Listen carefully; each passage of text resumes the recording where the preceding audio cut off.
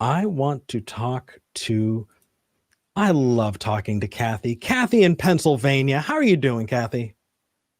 How are you, Eric? Hey, I'm good. fine. Say How hi are to you? Mandisa. Hi, Hello. I was pleased to meet you. Hi. So I feel very pleased and honored to meet you. Or, I, well, via yeah. Thank you telephone, so I guess. much. Appreciate it. You're welcome.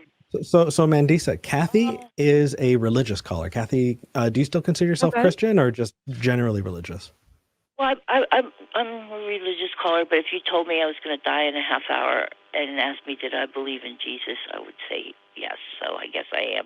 Like Pascal's wager, sort of. I, I, Kind of, I I guess. that's a familiar Okay. spot to be in. Similar, Mandisa. similar. I don't know. It's on the cusp of kind of being like that, I guess. Yeah, But I I love did. that Kathy's in this place because I definitely you know, I definitely feel that, and I've been in that place, at one point. And the fact that Kathy still considers themselves a believer, but are asking critical questions about things, I think is a really unique and awesome kind of insight. So, Kathy, what did you want to talk about today? Well, I had a pleasant conversation with the call screener, and then I guess we'll continue on with. I was going to talk about. Are you allowed to talk politics at all, or no? So, politics is not my strong suit. Philosophy and theology are. Mandisa, I don't know about you. Sort of related to Um, philosophy. I I speak on politics very limitedly, on a limited basis. Well, we won't. My It's kind of. area is oh, It's Go ahead, kind Kat. of related to okay. Go philosophical. ahead. It's kind of philosophical and ideological. Ideology. I can't say the word. Ideology. Ideological. So, No worries. it's about since the revolting attack on the Capitol, the, about the continued presence of a former president in the Republican Party and how they are supposed to be, quote on air quotes, Christians, and their behavior is anything but Christ-like. What do you make of? Why is this continuing in this country? I'm interested in your opinion. That's what I told Sure. the call screener, and that's the truth. That's why I would like to know why people who call themselves Christians, it's not the no true Scotsman fallacy argument, why do they continue to follow? And I'm talking about people like certain senators and congressmen and women Yeah. continue to carry Um, guns and accost people who were in school shootings and I tell them that this didn't, I'm sorry.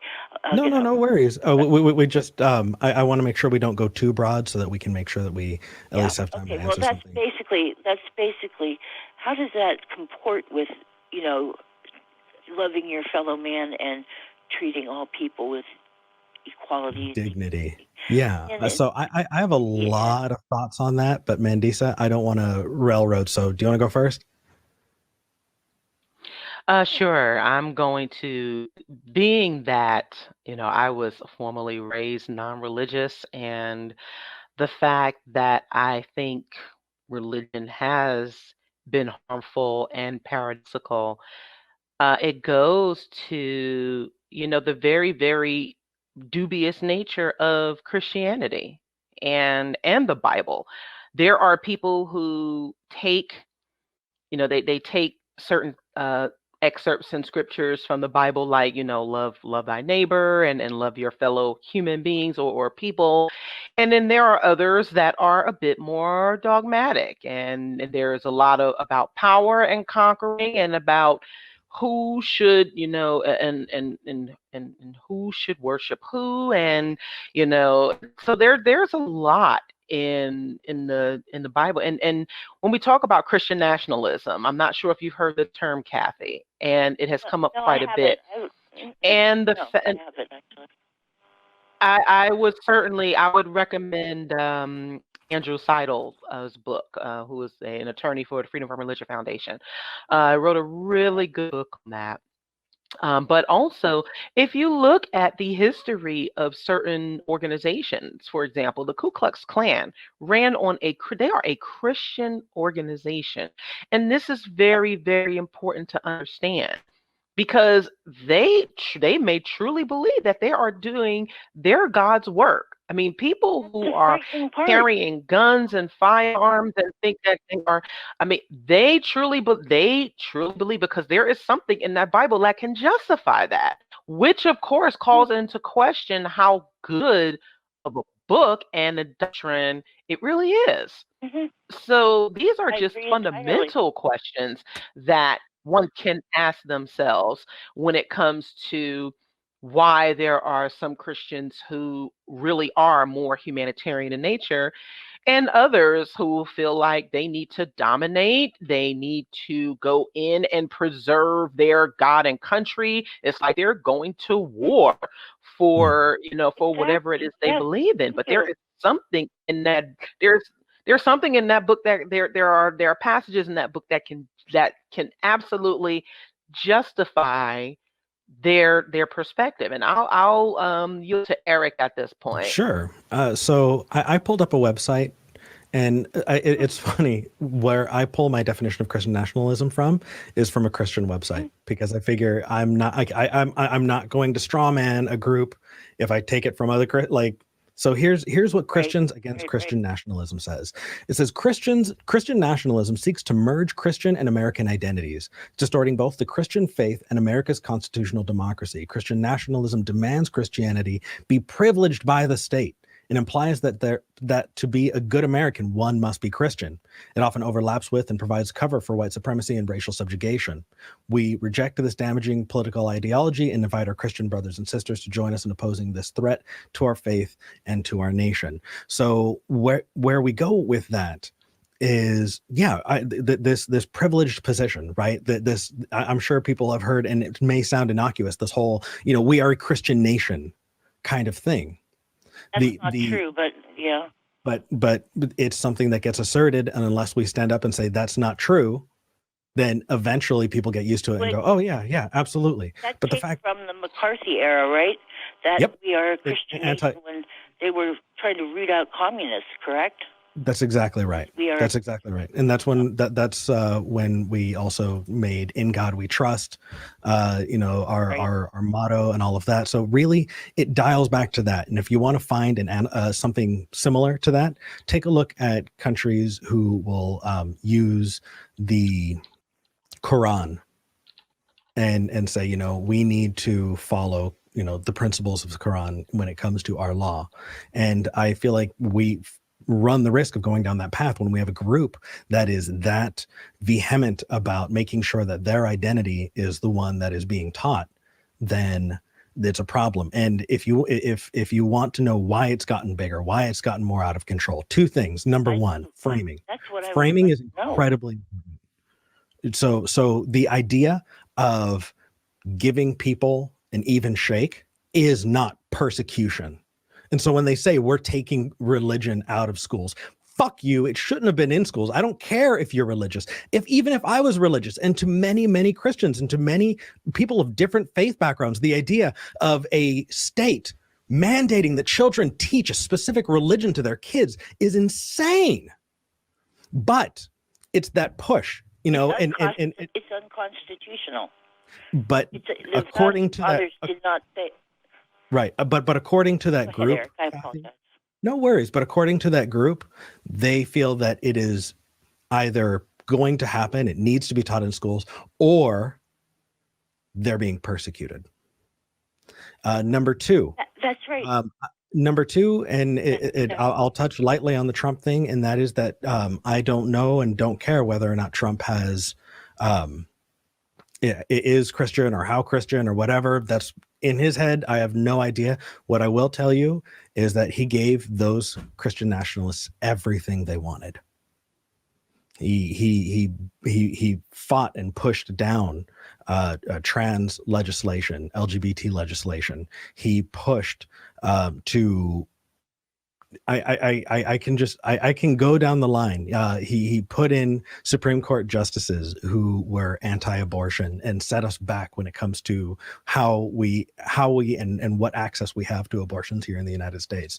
He pushed for these conscience laws where people have the right to discriminate based on their conscience. No, it's religious What is that? What discrimination, is and it's not conscience them law? being discriminated against. It's them discriminating against other people. The idea that you have to treat other people as less than human, and unless you don't, you're being persecuted, is one of the most ridiculous things I've ever heard in my life. But it is what is causing that. And so What's a conscience law, though? I've never heard of that. oh yeah, you have, absolutely. The baking a cake for a gay wedding. Oh, yeah. Oh, if Yeah. if you feel it's against your belief Uh-huh. system that gay people are allowed to marry, you don't have to. Yeah. And that's not discrimination, or renting a home to two women who are gay or whatever, right? Mhm. That's The- a uh, so- conscience so- law. Right. yeah, It's that's also exactly. an abuse of religious Yeah. freedom. There is this Yeah. idea that you can discriminate against others due to your freedom Right. of your beliefs, which is Yeah. absolutely wrong. And actually, something else here's the thing here, though. Hmm. Say I was a bartender, I would have a problem serving an obviously pregnant woman alcohol. Would that be the Well, same? Is that different? I mean, I don't think that's the same type of conscience law that that would have anything to do with religion, would it? I think. It sounds stupid, I know, but No worries. I honestly think that that is something that I need to kind of look at. And I mean, like I said, I'm not great on politics, but my initial decision is, while I would hate doing that, I also, I wouldn't feel comfortable with that. But at the same time, let's stick to what's going on right now. That way we don't, get too far off into the woods. It's just something I threw in there. I mean, I wasn't going to start in on it. It's just something that, if you no worries. like, for your conscience. Well, I'd like to answer that, Eric, if I could. That is a matter of, if that isn't just a matter of, morality or ethics. That is absolutely a matter of health and safety. And if there is someone who is endangering the life of their unborn child, you absolutely can refuse to serve them alcohol. There is a clear and present danger there. And so there are situations where you can see that there is no clear and present danger in baking a cake for an LGBTQ couple, or to rent a residence to an LGBTQ couple. There is no clear and present danger there. When there is someone endangering either themselves and the well-being and safety of others, then you absolutely have the right to intervene, and that's whether you're religious or not. That makes absolute sense. Thank you. That's exactly right. So, Kathy, I know we have other calls that we need to get to, but I did want to bring up two more things that I would feel remiss not to bring up. One of them is building on what Mandisa said, this abuse of religious freedom, because when the excuse of religious freedom is used to remove the rights of people, it becomes religious tyranny. And that's what is being endorsed, and it should be called that. It is religious tyranny. The other thing is, and this is something that at least I've seen, it's this idea of inheriting being God's people. And I think that you're going to see a lot of crossover with that. And if you really want to investigate that, that's something that I think may help. What emboldens a lot of Christian nationalists is this kind of narrative that the United States is blessed by God. This idea that they have inherited God's favor from the Jewish people, and that in leaving and establishing, there's this entire pseudo narrative of coming to the United States and it being analogous to leaving Egypt in the Old Testament, and establishing that whole thing is used a lot to justify those actions. And so, while I'm putting on that Christian hat, if you want to know more, I know it may be uncomfortable. But I would suggest talking to somebody who believes those things, because we run the risk of straw manning, because there can be a Christian nationalist who's did that way for some reason that could still be terrible, but just not one we mentioned. So is there any? I would like to know before you. I know you have other people to get to. Any info? Anything I can go to? Now the call screener mentioned the nonprofits. Is there a particular podcast that I can get more information? Because I'm interested in those more learned than I am, about this stuff, listening to it. I just remembered the name of Andrew Seidel's book. It's called The Founding Myth. If you might be interested in either Yes. purchasing that or downloading. I think there's an audio version of that as well, or you can get an ebook. I know he also has a YouTube channel where he talks about Christian nationalism and white supremacy, because that's another aspect that people often don't think about, and they go hand in hand. So I'm not sure which other podcast though, Eric, if you have any information on that. It's called yeah. I just had something come up. Kathy, I look forward to talking to you in the future. I need to move forward. Something just popped up. Okay. Okie dokie. All right. You guys have a wonderful day. Bye, Kathy. Thank you. Bye-bye.